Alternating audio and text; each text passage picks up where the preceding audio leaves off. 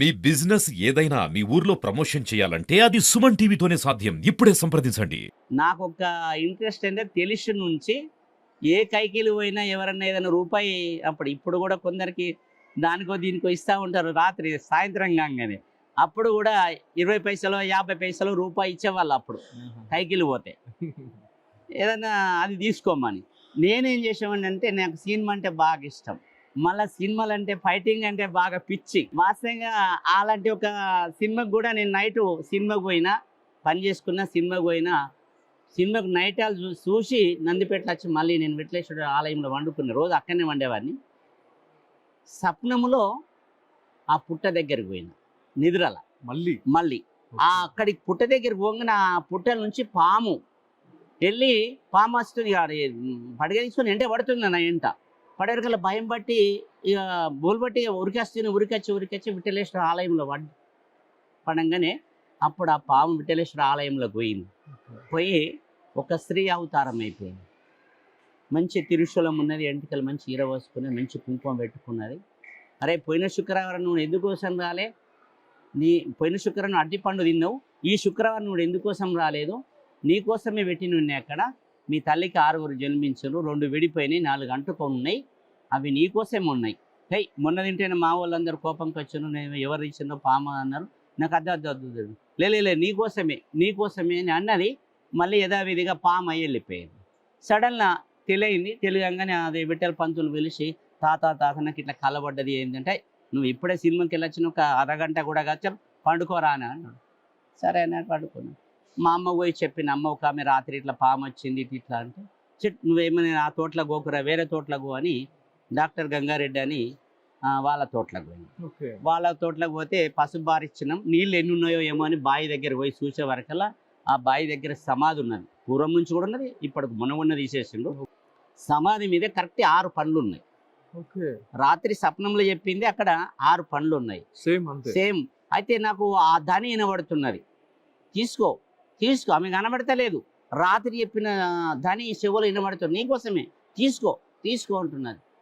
ఇక నేనేం చేయను, తోయలే టవల్ తీసిన 6 పండ్లు టవాల కట్టేసిన, మోటార్ బంద్ చేసిన. ఇక మా అమ్మ దగ్గరికి పండ్లు తీసుకుని నచ్చిన అమ్మ నువ్వు రాత్రి చెప్తే నమ్మలేదు కదా, పొద్దున చెప్తే ఇక మళ్ళీ 6 ఆమె చెప్పింది 6 పండ్లు ఉన్నాయంటే మీ తల్లికి 6 జన్మించారు, 6 2 సరిపోయిండ్రు, 4 ఉన్నారు కాబట్టి ఈ ప్రసాదం నువ్వు తీసుకోరా బాబు అని చెప్పేసింది. దానిలా రాత్రి కూడా చెప్పింది కాబట్టి అప్పుడు అదే దానిన పడుతుంది. ఇట్లా రాత్రి నువ్వు చెప్తే పొద్దున చెప్తే నువ్వు అమ్మ నమ్మలేదు కదా, మరి ఆ తోటలోకి పోతే ఆ తోటలో కూడా గిట్లా ఉన్నాయి కదా అమ్మ అంటే ఇది ఎందుకో ఏమో. అరే పండ్లు తీసుకుపోయి అది బొంద మీద గంగారెడ్డి అని బొంద సమాధం తినద్దు అమ్మ, వాళ్ళు ఇల్లు బేదరనే ప్రసాదం తినాలా ఏం కాదని నా కోసమే ఆమె చెప్పింది కాబట్టి నేను 2 ఆరిపోయిన పండు తినుడుకు మా వదినలు అన్నలు అందరూ కూడా అరటి పండ్లు మంచిగా ఉన్నారంటే మంచి ప్రసాదం అని అందరు మా వాళ్ళందరూ కూడా తిన్నారు. ఇంకా అక్కడ దాకా ఆ కార్యక్రమం అయిపోయింది. దానికోసం కూడా మేము పెద్ద బయట చెప్పడము చేయడం ఏం లేదు, మా పని మేము చేసుకుంటా ఉన్నాం వాస్తవంగా. అదే విఠల్ పంతులకు అడిగిన, మీరు ఏడికి మన దోషం ఉందా ఏంది, మరి మొన్న నేను ఆడన్నాడు, మళ్ళీ ఇలా ఈడిపోతే ఈడున్నాడు ఏదనంటే, మరి పంతులకు అడుగుతున్నాడు. వచ్చే శుక్రవారం నాడు 2 కొబ్బరికాయలు తెప్పించి ఆ సమాధి దగ్గర ఒకటి, ఆ పుట్ట దగ్గర ఒకటి కొట్టిపోయింది, ఏదైనా దోషం ఉంటే పోతుంది అని ఆయన చెప్పాడు విఠల్ పంతులు. ఇంకా సరే అని మా అమ్మ ఏం చేసింది, మళ్ళీ శుక్రవారం నాడు 2 కొబ్బరికాయలు తెప్పించింది. ఫస్ట్ ఆ పుట్ట దగ్గరికి పోయి రాపోరని పంపించింది. పుట్ట దగ్గరికి పోయి అంత గడ్డి అంతా తీసేస్తున్నాడు. ఆ పుట్ట ఉన్నది కాబట్టి రాయి లేదు. అక్కడ కొద్దిగా దూరం పోయి రాయి తీసుకొచ్చి కొడతా అనుడుకు ఒక పెద్ద మనిషి వచ్చింది. అంటే మంచి తెల్లటి మంచి వెంట్రుకలు, మంచి భస్వధారణ, అన్ని రుద్రాక్షలు, తెల్లటి వస్త్రాలు వేసుకున్నాడు. అప్పుడు అరే నాయన ఏం దేవుడు నన్ను కొడుతున్నావురా అన్నాడు. ఏమో నాకేం దేవుడు తెలియదు, మా అమ్మ కొట్టమన్నది, పుట్టకు కొట్టమన్నది, పంతులు కొట్టమన్నది, నేను కొడుతున్నా, నాకేం దేవుడు తెలియదు. ఏ ఊరు తాత అంటే మరి జోరుపల్లె అన్నాడు. అంటే ఆ తోట ముందటి నుంచి జోరుపల్లె దారి ఉన్నది. ఇంకా సరే అని కొబ్బరికాయ కొట్టిన దాకా ఉండి తర్వాత నాకు కొబ్బరికాయ ప్రసాదం ఇయ్యరా అన్నాడు. సరే ఎందుకైనా మంచి, మరి అక్కడ వాళ్ళ కొడితే మట్టి అవుతుందేమో అని నేను ఒకటి చిన్నగా వలిగింది, ఒకటి పెద్దగా ముక్క వలిగింది. ఆ పెద్ద ముక్క నేను ఆయనకి ఇవ్వడం కూడా జరిగింది. ఇంత పెద్ద నాకెందుకు నీకెట్లరా అన్నాడు. అంటే నేను ఇంకోటి కూడా కొట్టేది ఉన్నది, మా అమ్మ ఇంకో కొబ్బరికాయ ఉన్నది, లేదు అక్కడ సమాధి దగ్గర కొట్టకు, నీ ఇంట్లోనే నువ్వు రోజు మీరు దీపారాధన చేసుకుంటారు కదా, అక్కడ కొట్టుకో, కొబ్బరికాయ పలగదు, కన్ను జిత్తిపోతుంది, గ్లాస్ నిండా నీళ్ళు వెళ్తాయి, మీ ఇంటి వాళ్ళు అందరూ కూడా తాగుండ్రు. ఇది ఒక్క సమాధానం చెప్పిండు. ఇంకా ఆయన వెళ్ళిపోయి నేను బ్రాహ్మడే ఎవరంటే బ్రాహ్మడు అనుకున్నాం. ఇంకా మేము వేరే మంచి బొట్టు అలంకారం ఉంటే బ్రాహ్మడు అను. ఏ ఊరంటే జోరుపల్లి అన్నాడు. ఇంకా సరే అని ఆయన అటు పోయిండు. నేను ఇటు పోయినా మా అమ్మ దగ్గరికి వచ్చి చెప్పేవారికల్లా ఎవరు ఏం కథ మరి ఇది ఏంది, మరి పంతులను అడుగు మళ్ళీ ఇదేంది, ఎవరు కనబడు ఏంది, నీకేంది కనబడు ఏంది అని మళ్ళీ పంతులు అడిగితే మా జోరుపల్లిలో వాళ్ళు ఉన్నారు పంతులు, నేనే చేసేంత కార్యక్రమాలన్నీ ఆడవాళ్ళు ఉన్నారు, ఏది కాదు మరి ఆయన చెప్పినట్టే కొట్టు మింటను కొట్టుకోనగానే స్వామి చెప్పినట్టుగానే కొట్టంగానే కన్ను జిత్తిపోయింది, గ్లాస్ రెండు నీళ్ళు వెళ్ళినాయి. మేము అందరం కూడా ఇంట్లో వాళ్ళందరం కూడా తాగినాం. అప్పుడు మా వాళ్ళందరూ కూడా మరి ఇది ఏందో గారడాట నోడు మంత్రికాడో మాయకుడు ఇవన్నీ మూఢనమ్మకాలు కదా, విశ్వాసాలు. ఇప్పుడున్నది అప్పుడు లేదు కదా నాన్న. మన వాళ్ళందరికీ బాధ ఏడడము చూడడము ఇవన్నీ కొంచెం నేటి పోతాడు ఇదేంది అవుతుందని కొందరికి ఆలోచన. ఆ సమయంలో ఎందరు కొడుకులు ఉంటే అన్ని కొబ్బరికాయలు కొట్టాలని పుకారు వెళ్ళింది అప్పట్లో. ఇక ఇక మేము పోయిన పుట్టకు కొబ్బరికాయలు కొట్టుడు చాలా చేసింది ఆడ ఈడ అందరు అట్లా అట్లా అయింది. మేము కూడా దాని విషయం పెద్ద చేసుకోవాలి. మళ్ళీ యథావిధిగా మేము ఈరోజు ఈ డేట్లో నాకు వాస్తవంగా యాది లేవు.